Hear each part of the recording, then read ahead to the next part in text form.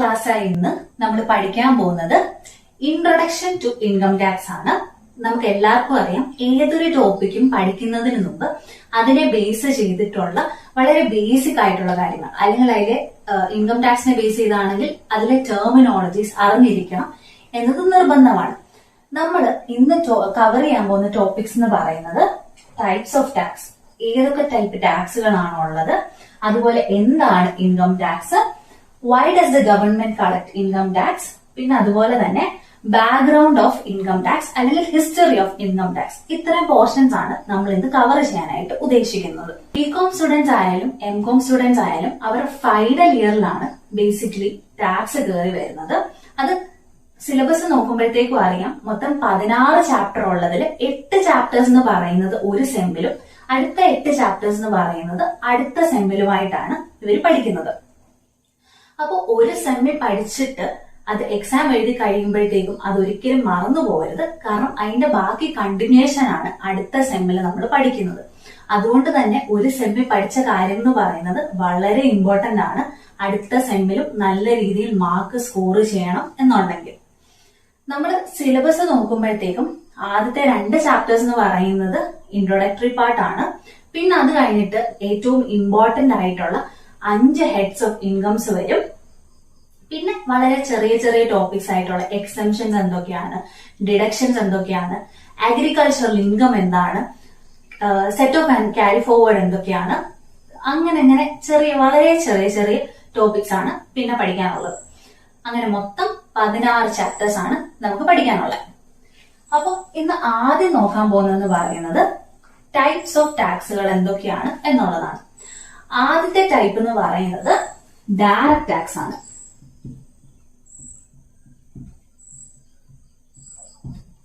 Direct tax എന്ന് പറഞ്ഞു കഴിഞ്ഞാല് പേരിലുള്ളത് പോലെ തന്നെ ഡയറക്റ്റ് ആയിട്ട് ഗവൺമെന്റിലേക്ക് കൊടുക്കുന്ന ടാക്സിനെയാണ് ഡയറക്റ്റ് ടാക്സ് എന്ന് പറയുന്നത്.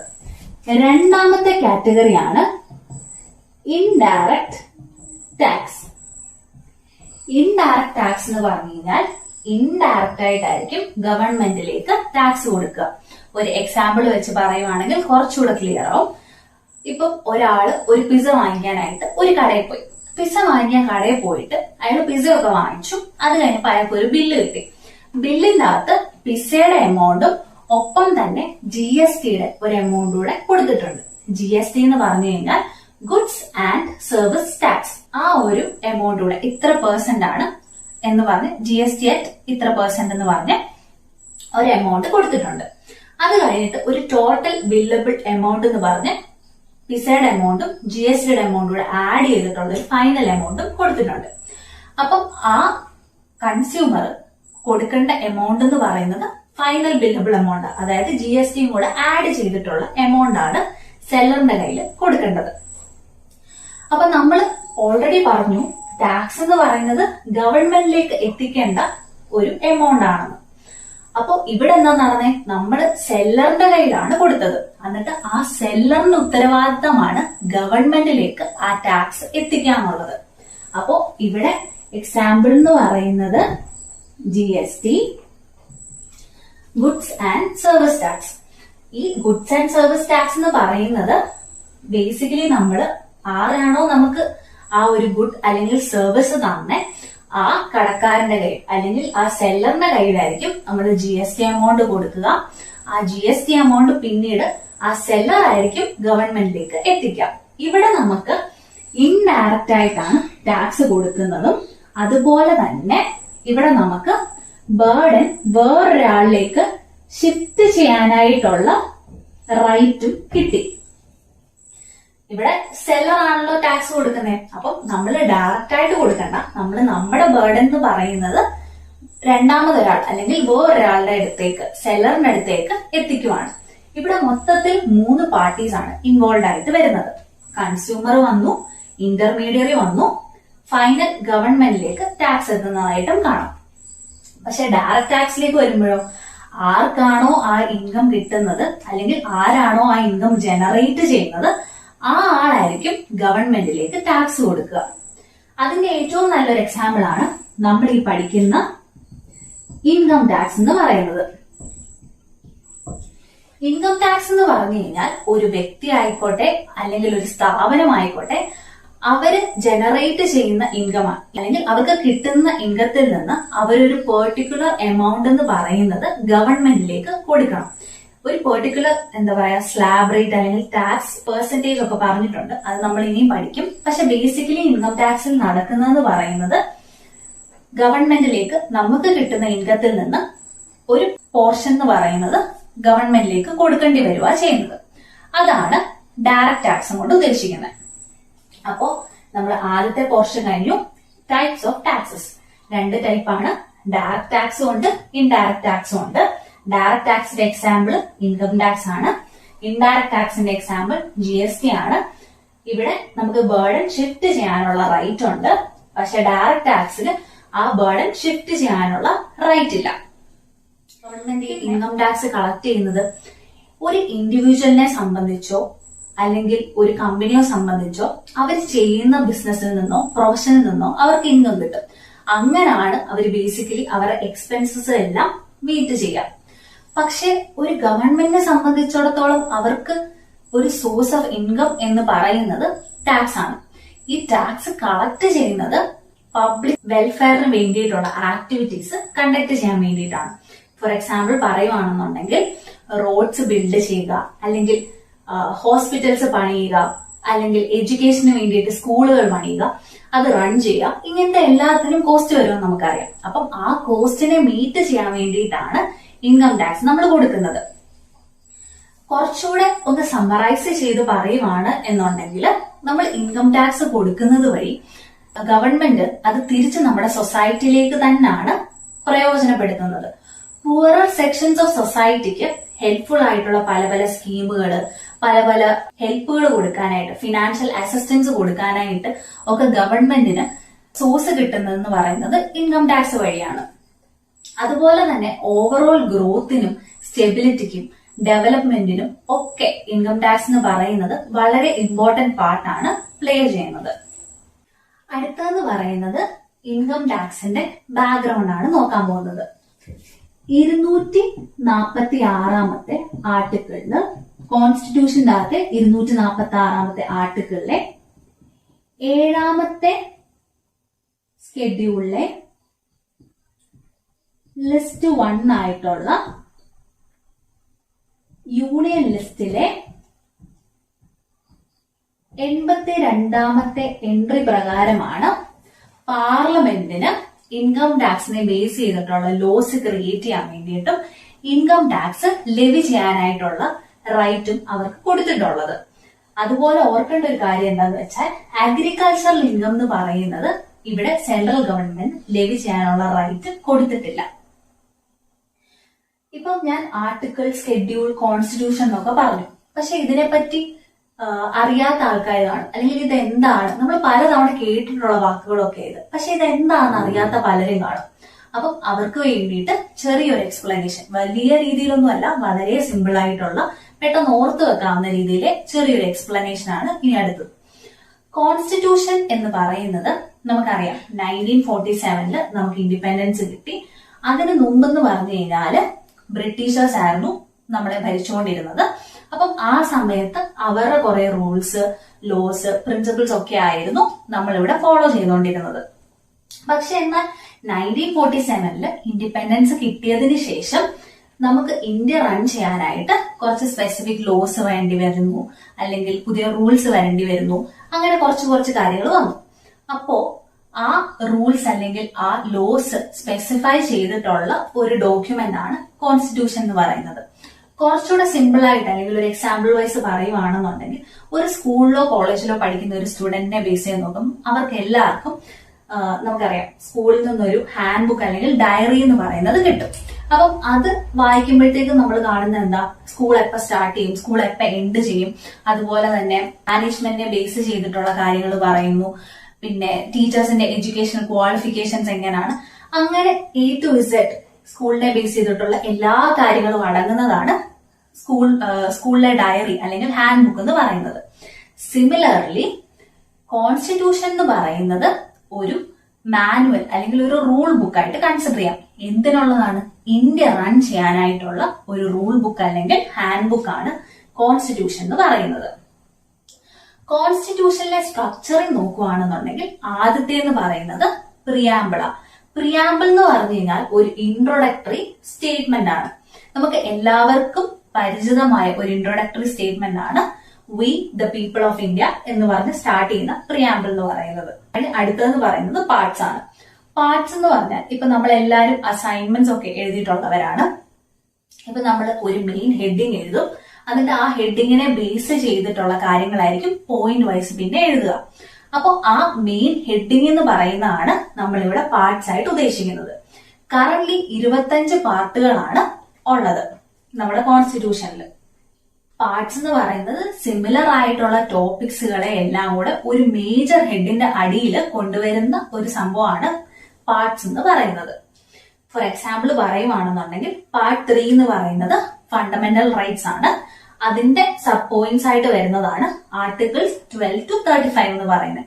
ആർട്ടിക്കിൾ 14 എന്ന് പറയുന്നത് റൈറ്റ് ടു ഇക്വാളിറ്റി ആണ്. ആർട്ടിക്കിൾ 21 എന്ന് പറയുന്നത് റൈറ്റ് ടു ലൈഫ് ആണ്. ഇതെല്ലാം ഈ പറഞ്ഞ രണ്ടെണ്ണം എന്ന് പറയുന്നത് ഫണ്ടമെന്റൽ റൈറ്റിൽ തന്നെ വരുന്നതല്ലേ. അപ്പോ മെയിൻ ഹെഡിങ് എന്ന് പറയുന്നത് നമുക്ക് പാർട്സ് ആയിട്ടും എടുക്കാം.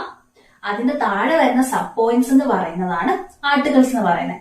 കുറച്ചുകൂടെ ക്ലിയർ ആയിട്ട് പറയുവാണ് എന്നുണ്ടെങ്കിൽ ആർട്ടിക്കിൾസ് എന്ന് പറയുന്നത് ഓരോ ലോ അല്ലെങ്കിൽ ഓരോ ഡ്യൂട്ടീസ് ആണ് ഈ ആർട്ടിക്കിൾ എന്നതുകൊണ്ട് ഉദ്ദേശിക്കുന്നത്. ഇപ്പൊ കറന്റ്ലി 448 ആർട്ടിക്കിൾസ് ആണ് ഉള്ളത്. പിന്നെ അടുത്തതെന്ന് പറയുന്നതാണ് അമെന്റ്മെന്റ്സ്. അമെന്റ്മെന്റ്സ് എന്ന് പറഞ്ഞു കഴിഞ്ഞാൽ നമുക്ക് എല്ലാവർക്കും അറിയാവുന്ന പോലെ ചേഞ്ചസ് ഉണ്ടാകുന്നത് അല്ലെങ്കിൽ മോഡിഫൈ ചെയ്യുന്നതിനെയാണ് അമെന്റ് ചെയ്യുക എന്ന് പറയുന്നത്. ഓരോ തവണയും ഫിനാൻസ് ആക്ട് വരുന്നതനുസരിച്ച് പുതിയ പുതിയ ചേഞ്ചസ് വരും. ഒന്നെങ്കിൽ സ്ലാബ് റേറ്റുകളിൽ വ്യത്യാസം വരുന്നുണ്ട്, അല്ലെങ്കിൽ ടാക്സ് റേറ്റുകളിൽ വ്യത്യാസം വരുന്നുണ്ട്. അങ്ങനെ വ്യത്യാസങ്ങൾ പല രീതിയിൽ ടാക്സിന്റെ അകത്ത് വരാറുണ്ട്. ആ ചേഞ്ചസിനെ എല്ലാമാണ് അമെന്റ്മെന്റ്സ് എന്ന് പറയുന്നത്. പിന്നെ അടുത്തതെന്ന് പറയുന്നതാണ് സ്കെഡ്യൂൾസ്. സ്കെഡ്യൂൾസ് എന്ന് പറഞ്ഞു കഴിഞ്ഞാൽ ലിസ്റ്റ് ഓഫ് ടേബിളുകളെയാണ് സ്കെഡ്യൂൾ എന്ന് പറയുന്നത്. ഇപ്പൊ ഒരു എക്സാമ്പിൾ പറയുകയാണെന്നുണ്ടെങ്കിൽ ലിസ്റ്റ് 1 എന്ന് പറയുന്നത് ഇന്ത്യയിലുള്ള എല്ലാ സ്റ്റേറ്റുകളെയും മെൻഷൻ ചെയ്തുകൊണ്ടും അതുപോലെ തന്നെ യൂണിയൻ ടെറിട്ടറിയും മെൻഷൻ ചെയ്തിട്ടുള്ള ലിസ്റ്റ് ആണ് ലിസ്റ്റ് 1 എന്ന് പറയുന്നത്. ലിസ്റ്റ് 8 എന്ന് പറയുന്നത് നമ്മുടെ ഇന്ത്യയിൽ സംസാരിക്കുന്ന എല്ലാ ഭാഷകളുമാണ് ലിസ്റ്റ് 8ന്റെ അകത്ത് ഉള്ളത്. അപ്പോ നമുക്കിപ്പോ പ്രസന്റ്ലി കോൺസ്റ്റിറ്റ്യൂഷൻ നോക്കുവാണ് എന്നുണ്ടെങ്കിൽ 448 ആർട്ടിക്കിൾസും 25 പാർട്സും 12 സ്കെഡ്യൂൾസും 104 അമെന്റ്മെന്റ്സുമാണ് ഉള്ളത്. പിന്നെ ഇവിടെ ഒരു കാര്യം മെൻഷൻ ചെയ്തിട്ടുണ്ട്. ലിസ്റ്റ് 1 എന്ന് പറയുന്നത് യൂണിയൻ ലിസ്റ്റ് ആണ്. യൂണിയൻ ലിസ്റ്റ് എന്ന് പറഞ്ഞാൽ എന്താ? യൂണിയൻ ലിസ്റ്റ് എന്ന് പറഞ്ഞു കഴിഞ്ഞാല് സെൻട്രൽ ഗവൺമെന്റിന് റൈറ്റ് കൊടുത്തിട്ടുള്ള ചില ഏരിയാസ് ഉണ്ട്, അല്ലെങ്കിൽ അവർക്ക് ലോസ് ക്രിയേറ്റ് ചെയ്യാൻ വേണ്ടിയിട്ട് റൈറ്റ് കൊടുത്തിട്ടുള്ള അല്ലെങ്കിൽ പവർ കൊടുത്തിട്ടുള്ള ചില ഏരിയാസ് ഉണ്ട്. ഇപ്പം എക്സാമ്പിൾ പറയുവാണെന്നുണ്ടെങ്കിൽ ഡിഫൻസ്, അതുപോലെ തന്നെ ഫോറിൻ അഫയേഴ്സ്, റെയിൽവേസ്, ബാങ്കിങ്, ഇതെല്ലാം എന്ന് പറയുന്നത് സെൻട്രൽ ഗവൺമെന്റിന് പവർ കൊടുത്തിട്ടുള്ള ഏരിയാസ് ആണ്. അടുത്തത് പറയുന്നതാണ് സ്റ്റേറ്റ് ലിസ്റ്റ്. ലിസ്റ്റ് 2 എന്ന് പറയുന്നതാണ് സ്റ്റേറ്റ് ലിസ്റ്റ്. സ്റ്റേറ്റ് ലിസ്റ്റ് എന്ന് പറയുന്നത് സ്റ്റേറ്റ് ഗവൺമെന്റിന് റൈറ്റ് അല്ലെങ്കിൽ പവർ കൊടുത്തിട്ടുള്ള ഏരിയാസിനെയാണ് സ്റ്റേറ്റ് ലിസ്റ്റ് എന്ന് പറയുന്നത്. എക്സാമ്പിൾ പറയുവാണെങ്കിൽ പോലീസ് ആകാം, അല്ലെങ്കിൽ പബ്ലിക് ഹെൽത്ത് ആകാം, അഗ്രികൾച്ചറിലാകാം. ഞാൻ പറഞ്ഞു ഇവിടെ ലിസ്റ്റ് 1ന്റെ അകത്ത് agricultural income central government tax ചുമത്താനായിട്ടുള്ള അനുവാദം കൊടുത്തിട്ടില്ല എന്ന്. ആ അനുവാദം കൊടുത്തിരിക്കുന്നത് സ്റ്റേറ്റ് ലിസ്റ്റിലാണ്. ഇതിലെ 46ാമത്തെ എൻട്രിയിലാണ് അഗ്രികൾച്ചറൽ ഇൻകം കളക്ട് ചെയ്യാനായിട്ടുള്ള റൈറ്റ് കൊടുത്തിട്ടുള്ളത്. പക്ഷെ പൊതുവായിട്ട് നമുക്ക് എല്ലാവർക്കും അറിയാവുന്ന ഒരു കാര്യമായിരിക്കും അഗ്രികൾച്ചറൽ ഇൻകം എന്ന് പറയുന്നത് എക്സെംപ്റ്റഡ് ഇൻകം ആണ്. അതായത് ടാക്സ് കൊടുക്കേണ്ടാത്ത ഇൻകം ആണ് അഗ്രികൾച്ചറൽ ഇൻകം എന്ന് പറയുന്നത്. അതെന്തുകൊണ്ടാണ്? Even though state government right ഉണ്ടായിട്ടും എന്തുകൊണ്ടാണ് ടാക്സ് കളക്ട് ചെയ്യാത്തത്? കാരണം ഇന്ത്യ എന്ന് പറയുന്നത് ഇൻഡിപെൻഡൻസിന് ശേഷമായാലും നമ്മളെ കുറേയും കൂടെ അഗ്രികൾച്ചറൽ ഓറിയന്റഡ് ആയിട്ടുള്ള ഒരു കൺട്രി ആയിട്ടാണ് അറിയപ്പെടുന്നത്. അതുകൊണ്ട് തന്നെ ആ ഒരു സെക്ടറിന് കുറച്ചുകൂടെ ഹെൽപ്പ് ആയിക്കോട്ടെ എന്നുള്ള രീതിയിലാണ് സ്റ്റേറ്റുകൾ കൂടി തീരുമാനിച്ച് ഈ അഗ്രികൾച്ചറൽ ഇൻകം എന്ന് പറയുന്നത് എക്സംപ്റ്റഡ് ഇൻകം ആക്കിയതും സ്റ്റേറ്റ് ഗവൺമെന്റ് ആ ടാക്സ് ലെവി ചെയ്യാത്തതും. പക്ഷെ ഇനി എപ്പോഴെങ്കിലും അതിൽ എന്തെങ്കിലും ചേഞ്ചസ് വന്നു കഴിഞ്ഞാൽ സ്റ്റേറ്റ് ഗവൺമെന്റിനായിരിക്കും ആ ടാക്സ് ലെവി ചെയ്യാനായിട്ടുള്ള റൈറ്റ് ഉണ്ടാകുക. പിന്നെ അടുത്ത ലിസ്റ്റ് എന്ന് പറയുന്നതാണ് ലിസ്റ്റ് 3. ലിസ്റ്റ് 3 ആണ് കൺകറന്റ് ലിസ്റ്റ്. കൺകറന്റ് ലിസ്റ്റ് എന്ന് പറഞ്ഞു കഴിഞ്ഞാല് സെൻട്രൽ ഗവൺമെന്റിനും സ്റ്റേറ്റ് ഗവൺമെന്റിനും ഒരുപോലെ തന്നെ ലോസ് ക്രിയേറ്റ് ചെയ്യാനായിട്ട് റൈറ്റ് കൊടുത്തിട്ടുള്ള ഏരിയാസിനെയാണ് കൺകറന്റ് ലിസ്റ്റിനകത്ത് മെൻഷൻ ചെയ്തിട്ടുള്ളത്. ഇപ്പൊ എക്സാമ്പിൾ പറയുവാണെങ്കിൽ എഡ്യൂക്കേഷൻ ഉണ്ട്, അതുപോലെ തന്നെ മാരേജ് ആൻഡ് ഡിവോഴ്സ് ഉണ്ട്. അങ്ങനെ മൊത്തത്തിൽ 52 തൊട്ട് 54 ഐറ്റംസ് വരെയാണ് കൺകറന്റ് ലിസ്റ്റിനകത്തുള്ളത്. പിന്നെ സെൻട്രൽ ഗവൺമെന്റും സ്റ്റേറ്റ് ഗവൺമെന്റും ഒരുപോലെ പവർ കൊടുത്തിട്ടുള്ളത് കൊണ്ട് തന്നെ സെൻട്രൽ ഗവൺമെന്റ് എടുക്കുന്ന ലോയും സ്റ്റേറ്റ് ഗവൺമെന്റ് എടുക്കുന്ന ലോയും തമ്മിൽ ഡിഫറൻസുകൾ വരുന്നുണ്ട് എന്നുണ്ടെങ്കിൽ ഉറപ്പായിട്ടും സെൻട്രൽ ഗവൺമെന്റ് എടുക്കുന്ന ലോയ്ക്കായിരിക്കും ഇമ്പോർട്ടൻസ് കൊടുക്കുക, അല്ലെങ്കിൽ ആ ഒരു ഹയർ അതോറിറ്റിക്കായിരിക്കും ഇവിടെ ഇമ്പോർട്ടൻസ് കൊടുക്കുക. സ്റ്റേറ്റ് ലോയ്ക്കായിരിക്കത്തില്ല ഇമ്പോസ് ചെയ്യപ്പെടുന്നത്. അത് ഓർത്തോളുക. അപ്പോ ലിസ്റ്റ് 1 എന്ന് പറയുന്നത് യൂണിയൻ ലിസ്റ്റ്, ലിസ്റ്റ് 2 എന്ന് പറയുന്നത് സ്റ്റേറ്റ് ലിസ്റ്റ്, ലിസ്റ്റ് 3 എന്ന് പറയുന്നത് കൺകറന്റ് ലിസ്റ്റ്. ഇനി നമുക്ക് അവസാനമായിട്ട് നോക്കാനുള്ളതെന്ന് പറയുന്നത് 5 പില്ലേഴ്സ് അല്ലെങ്കിൽ significant components of income tax എന്ന് പറയുന്ന പോർഷൻ ആണ്. ഇൻകം ടാക്സ് ആക്ട് എന്ന് പറയുന്നത് വന്നത്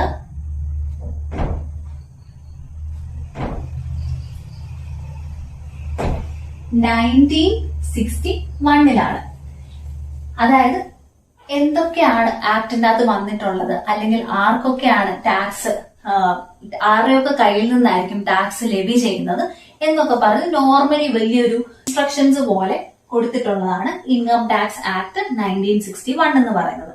എപ്പോഴൊക്കെ ഒരു ആക്ട് വരുന്നോ അതിന്റെ നെക്സ്റ്റ് ഇയറിനുള്ളിൽ തന്നെ അതിനെ ബേസ് ചെയ്തിട്ടുള്ള റൂൾസും ഗവൺമെന്റ് ക്രിയേറ്റ് ചെയ്യാറുണ്ട്. അപ്പം അടുത്ത പില്ലർ എന്ന് പറയുന്നത് ഇൻകം ടാക്സ് റൂൾസ് 1962 ആണ്. പിന്നെ അടുത്തത് പറയുന്നത് സർക്കുലേഴ്സ് ആണ്. സർക്കുലേഴ്സ് എന്തിനാണ് ഇറക്കുന്നതെന്ന് പറഞ്ഞു കഴിഞ്ഞാല് നമുക്കറിയാം ഈ ആക്ട് ആയിക്കോട്ടെ അല്ലെങ്കിൽ റൂൾസ് ആയിക്കോട്ടെ ഇറക്കി കഴിയുമ്പോഴത്തേക്കും കുറച്ചധികം കൺഫ്യൂഷൻസ് ഉണ്ടാകാം, അല്ലെങ്കിൽ ലൂപ്പ് ഹോൾസ് ഉണ്ടാകാം, അങ്ങനെ കുറച്ച് പ്രശ്നങ്ങൾ വരും. അപ്പം ആ പ്രശ്നങ്ങൾക്കെല്ലാം ഒരു സൊല്യൂഷൻ ആയിട്ട് അല്ലെങ്കിൽ അതിന് കുറച്ചുകൂടി ഒരു മീനിങ് കൊടുക്കുക എന്നുള്ള അർത്ഥത്തിലാണ് സർക്കുലേഴ്സ് ഗവൺമെന്റ് പുറപ്പെടുവിക്കുന്നത്. കുറച്ചും കൂടെ ലേമാൻ ലാംഗ്വേജിലാക്കി ആക്കുകയും ഇൻഡിവിജ്വൽസിനും അതുപോലെ തന്നെ ടാക്സ് പേ ചെയ്യേണ്ട ടാക്സ് പേയേഴ്സിന് മനസ്സിലാക്കത്തക്ക രീതിയിലേക്ക് ഈ ആക്ടിനെയും റൂൾസിനെയും കൺവേർട്ട് ചെയ്യുന്നതിനെയാണ് സർക്കുലേഴ്സ് എന്ന് പറയുന്നത്. പിന്നെ അടുത്തതാണ് നോട്ടിഫിക്കേഷൻ. നോട്ടിഫിക്കേഷൻ എന്ന് പറഞ്ഞു കഴിഞ്ഞാൽ ഏതൊരു ആക്ടും റൂൾസ് ഇറങ്ങി കഴിഞ്ഞു കഴിഞ്ഞാൽ ഉറപ്പായിട്ടും അതിനെ നോട്ടിഫൈ ചെയ്യണം എന്നുണ്ട്. നോട്ടിഫൈ ചെയ്യാന്ന് പറഞ്ഞു കഴിഞ്ഞാൽ അത് എന്ന് തൊട്ടായിരിക്കും സ്റ്റാർട്ട് ചെയ്യാം എന്നതാണ് നോട്ടിഫിക്കേഷൻ കൊണ്ട് ഉദ്ദേശിക്കുന്നത്. പിന്നെ അതുപോലെ തന്നെ അടുത്ത പില്ലർ എന്ന് പറയുന്നതാണ് ആനുവൽ ഫിനാൻസ് ആക്ട് എന്ന് പറയുന്നത്. അതായത് എല്ലാ വർഷവും നമുക്കറിയാം ബഡ്ജറ്റ് പ്രസന്റ് ചെയ്യും. അപ്പം ആ സമയത്ത് കുറച്ച് അമെന്റ്മെന്റ്സ് അല്ലെങ്കിൽ ചേഞ്ചസ് വരും. അതാണ് അടുത്ത പില്ലർ ആനുവൽ ഫിനാൻസ് ആക്ട് എന്ന് പറയുന്നത്. അവസാനത്തെയാണ് കോർട്ട് അല്ലെങ്കിൽ ജുഡീഷ്യൽ ഡിസിഷൻസ് എന്ന് പറയുന്നത്.